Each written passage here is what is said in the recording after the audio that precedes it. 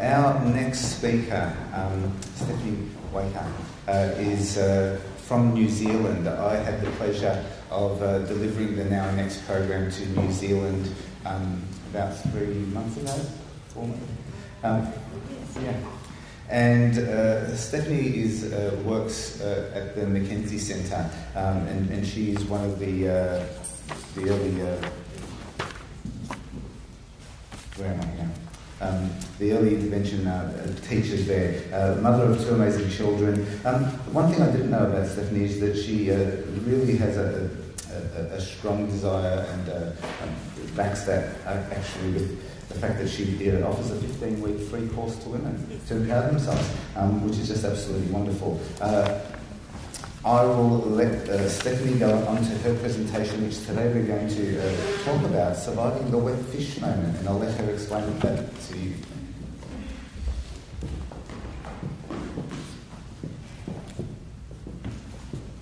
Hello everybody, as you know, I'm Stephanie. I was just wanting to say today, one of the things that as a parent, first of all I'll do a little bit of an intro of who I am. I think I'll show you. This is my family. As Milo said, I'm from New Zealand, and I started a little bit of my journey with regards to being in the world of special needs when my son at 3 needed some speech therapy, and the way we worked through and dealing with professionals and going through that. So that was the start of my journey. My background is, as I said, as Mary said, I'm from Mackenzie Centre, but prior to that, I began, as I said, with my son. I became an ESW, an Education Support Worker, which is in New Zealand, is a person who is paid in early childhood centres to work with a particular child for an hour and a half. And I did that for a period of 7 years, developed a lot of experiences working with many, many different children, and then through that period of time, then went on to do my formal training, became a teacher, and then an early intervention teacher. So that was kind of, I came into this world. I came from the corporate world in the past, where the corporate world, I thought that was the be all anything, and it was perfect and wonderful, and had my children, and suddenly realised actually, to heck with the corporate world. I got more of a bigger focus here, and my children and my son especially became my focus. So it was just very much so. I went through, as I said, some training, and then I walked into what I call my dream job. I walked into Mackenzie Centre. I got offered the chance to come and work on board with Trisha and a lot of very amazing people, and working with parents. So we have a play-centred early intervention service. So it's a full early childhood centre, where the children come along and parents come along and get an opportunity to network with other parents as well. So there's sessions, and we all have quite a lovely, amazing job. So that's a little bit about me. And then from that, I've also gone working into a stage where I'm working with a lot of women, empowering. Well, this is another kind of side shift from this. As my identity grew and being a person who works with parents and people, I realised actually I have a passion for working with women and empowering women. So this is what this Legacy Sisterhood Empowerment is. It's a part of a group, it's part of the man up side, but also there's a woman side, the legacy side. And again, it's a 15-week program where we support families, support children, support more so the families and the women that are going through issues, because all of us have got pearls of wisdom that we have had experiences. You've had experiences that I haven't had experiences with. So you've got pearls of wisdom that you can give me, I've got pearls of wisdom that I can give you. And it's very much that whole collective ability to come together, very much what we've shared this morning, very much about what it was. It doesn't matter whether you've got a degree or haven't got a degree, you've got a wealth of information that you can give me. So that's a little bit about me to start with. Oops, what happened there? Did I turn it off? Oh, there we go, the fish slap moment. Okay, this is something that I've been using for many, many years with many of the parents that I work with. Sounds a bit weird? Fish slap moment. Okay, no, well, it's not actually being hit with a fish across the face, but it's kind of more a metaphor, figuratively, of how you feel at the time. It's one of those parts that I feel, as in part of your journey as a child, when you have a child who is at a particular moment in time, you suddenly realise, my gosh, my child's different. And those moments can come when you're out in the world, you're out doing things, you're having the most amazing time with your child, but you suddenly realise, oh, they haven't quite done the same as what little Johnny next to them's doing. And those moments, as a parent, are kind of whammy. You're kind of like, oh. But in saying that, what it is today is I want to work through, because I've worked out there's some strategies, there's tips and how to get through those moments, because it is very much a case of there are ways in which we can just work through it. It's all about working through where you are with some of your unmet past expectations and how you might have twisted those into being the all be all and end all of how your life's supposed to be. But in actual fact, what you've got with this journey with your child is so special and so unique that this is part of it anyway. And those past unmet expectations, you can actually push to one side, because it is all about your journey now and your child and where you are and what you're doing with your child. So that's kind of where that's heading from. So, and again, those moments, they can be, you can get a raft of reactions at the time. Sometimes it's anger, sometimes it's, oh, that therapist, they haven't done enough, and oh, I need to go off and do this, and I need to do that, and I need to increase my activities in doing speech language therapy. I need to go off and rush around and get as much as possible. But it's, again, about kind of getting to that moment. So again, as I was saying about, it's kind of identifying, understanding, exposing the reactions you have as a parent. Sort of just how those moments are occurring. And also the biggest catalyst, I feel, in that moment is learning to respond, not react. Because we often feel our emotions and we've got to go, no, I'm not going to react, I'm going to respond to those moments. So,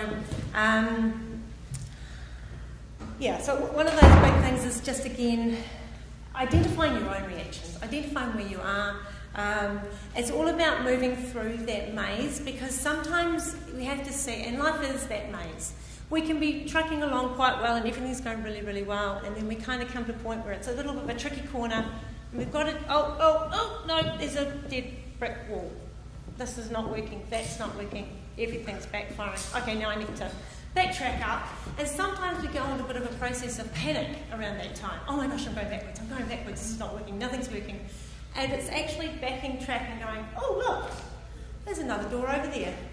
There's another area that I can walk down. There's another way I can go, because it's actually not going to be, it's not the end of the world, but sometimes we get into a little, I'm stuck. But no, just back. Often the solutions are right there, and it's connecting back in and thinking, yeah, oh look. And then all of a sudden we're trucking along again, just moving along in that way, and everything, again, being expectant of that sometimes those curves and those bends and those backward tracks, they're all part of it. And as you go over time, it just it all falls into place. Everything works out. So one of the things that, again, is going into is surviving those moments, and some of those biggest moments, is actually thinking and using those I statements.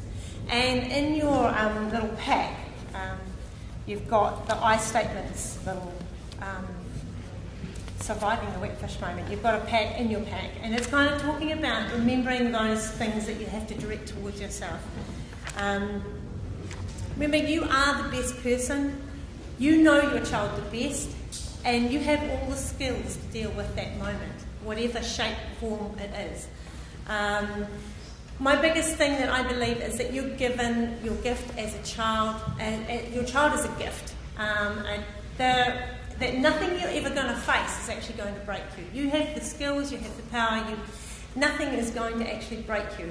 And you are the best parent, and you are the parent, and you're in control, and you understand your child the best. One is, I'm the best parent for my child if I believe that I'm the best parent for my child. Sometimes we can get into this doubt. I need to do what, I need to listen to this professional, I listen to this professional, and I need to go down this line, and I need to go over here, and I need to run around over here. But in actual fact, no. If you believe what you're doing right, you are the best parent, and if you believe that you're the best parent for your child. Because sometimes we can begin to doubt ourselves and begin to doubt that we have the abilities. So, it's one of those things. And I've jumped all over the page and compared my notes. So what I was actually going to also dive into some of the moments when, some of the different scenarios for a wet fish slap, is what I call them. So some of those moments sometimes can be like, is where, for example, you might be out and about and a child, and this another child will ask, why does your son not talk? And sometimes as a mother that can be just that biggest, oh. But what I'm saying in that stage, again, use the I statement. Directing about, and actually directing what I call, as I say, an I strategy, as actually directing it towards your child. Say, I think this person wants to get to know you. Now that doesn't matter all levels and abilities of the child, because if you then turn around and model I towards your child, you've immediately turned around the perception of all other people in the room that your child, you were, all the attention was placed on the fact that person was noticing that your child's different. When you turn around and take your focus off what they're saying and direct it towards your child, you're giving them, you're modelling respect to your own child as if to say, oh, I think this person wants to get to know you. And that doesn't matter what level of ability that your child is. You've then turned around and modelled to this person that your child is a person that's to be respected and asked a question. Doesn't matter whether your child responds or not responds, they are still looking at you and you've then modelled. So that I strategy is empowering to you, it's empowering to your child as well, because you're giving them that respect. You've crouched down to the level and you've talked to them. So that's again for your little preschoolers and at all levels. So again, you can use that in the saying, I think this little girl wants to get to know you, and then you immediately just models to them that you've got respect for your child, and that everybody can then direct down to your child. I mean, another way to come back is to say, oh, do you remember when you were learning to talk? And this little child was like, oh yeah. I said, my son is still learning to talk. Remember you had someone who helped you to talk? Oh yeah. I said, well, so you can be helping my little child to, my son to talk. He's just like you. Once you bridge that gap between the two differences, often the other child will turn around and changes their whole perception. So that's one. So right, another scenario is what I was going to go through is, when based on also going back, I'll backtrack a bit. One of the things that helps very much to using the I statements is when you've got, and Melanie touched on it before, about choices. So I'm going to take what she was talking about, choices and functional choices, and actually take it back into a slightly lower level as well, with regards to how to use that using choices in those wet fish slap moments. So again, you could be, I'll give an example for me. I was out in a social setting, and my son at the time went into a total moment of having an absolute meltdown. And it was immediately as a parent, I was kind of, everybody's looking at me, what do I do? How do I handle this moment? I want the floor to open up and swallow me so that I can get out of there, or else I kind of swing between, I'm going to pick up my shoulder and run out of the building because I'm embarrassed. All those rafts of emotions that sort of come flowing out of you. So one of the best things you can do in those moments is to actually stop and just start to acknowledge your child and say, yeah, I know you're cross. I know, okay, what we're going to do is we're going to, and you go back to giving them a choice. I know you want to have a lollipop, but you change and chuck it at them. Are we going to go and jump to the car, or are we going to fly to the car? You give them a choice that changes them out of what you're focusing on.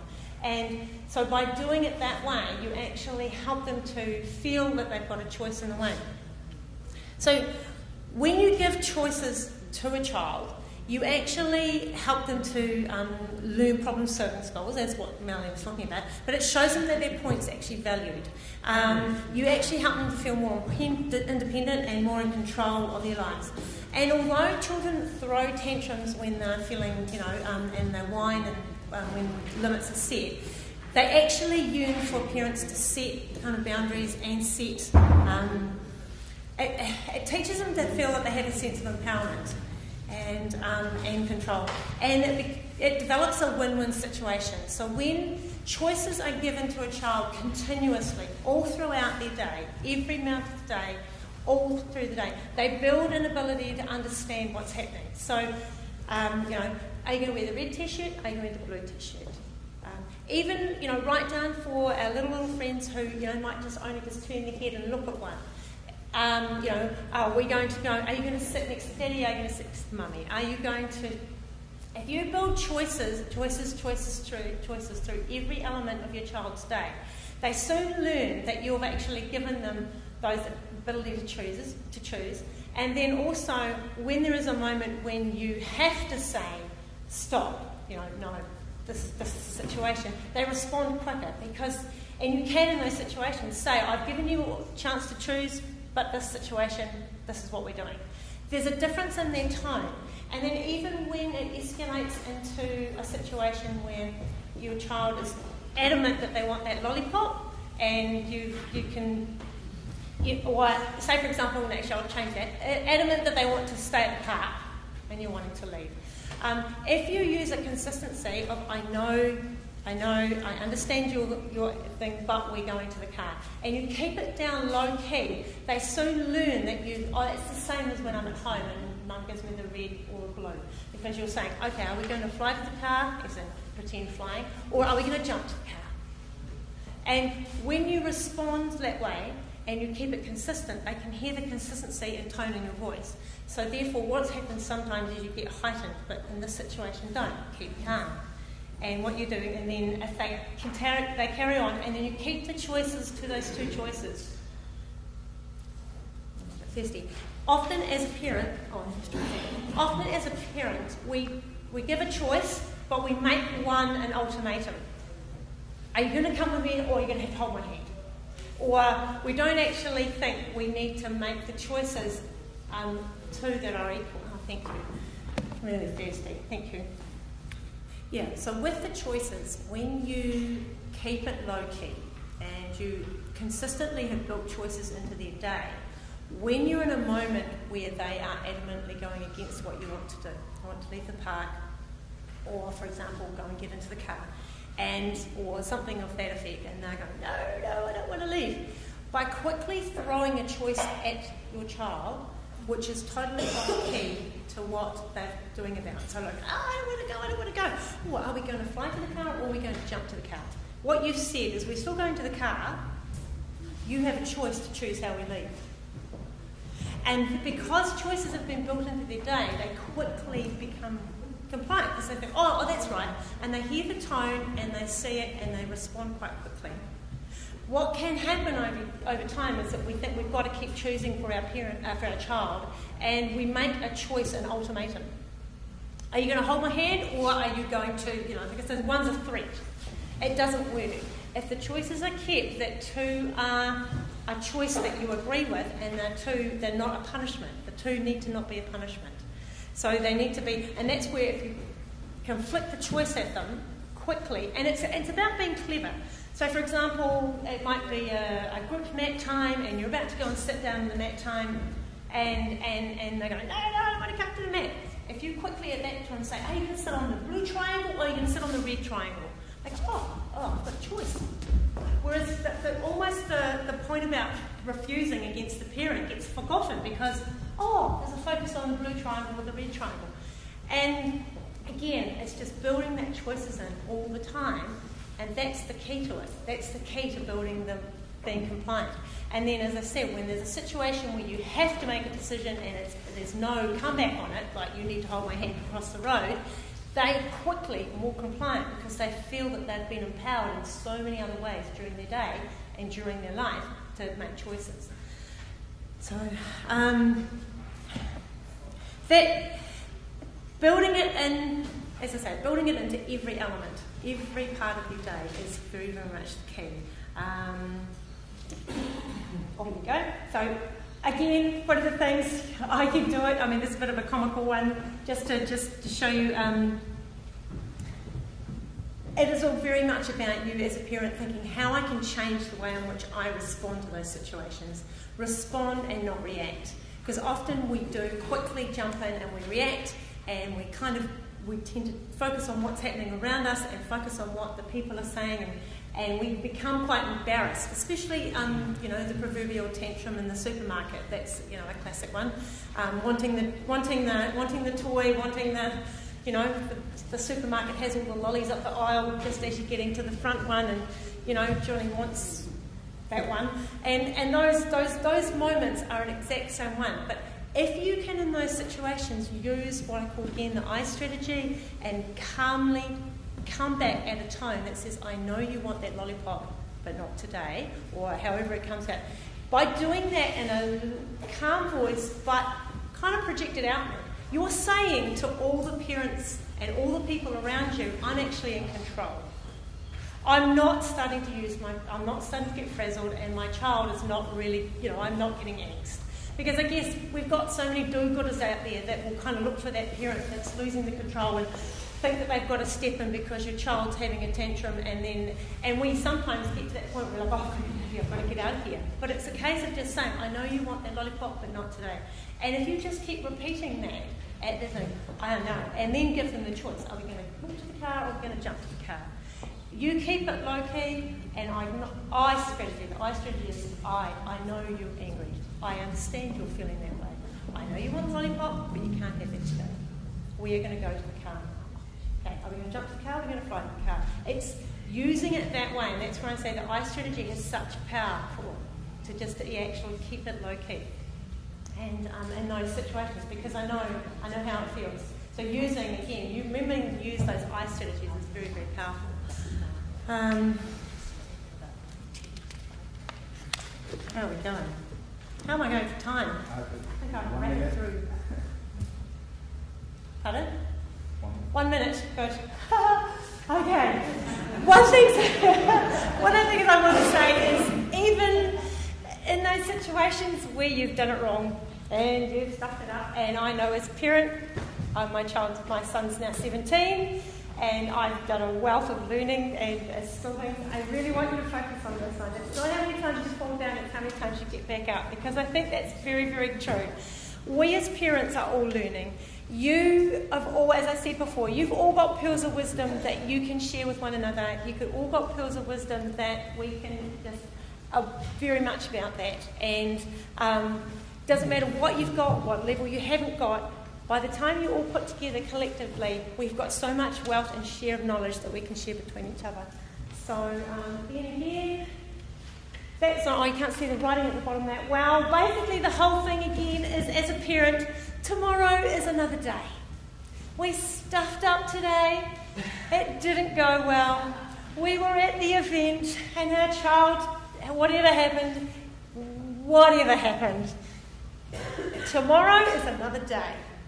Tomorrow we can take what we've learnt today. Tomorrow we can move on. We can step forward. We can go onwards. It's, again, very much that whole thing. You are the right parent for your parent if you believe you're the right parent for your parent. For your child, that sounded wrong. You know what I mean. But basically that's what I'm saying. Tomorrow's a new day. Thank you.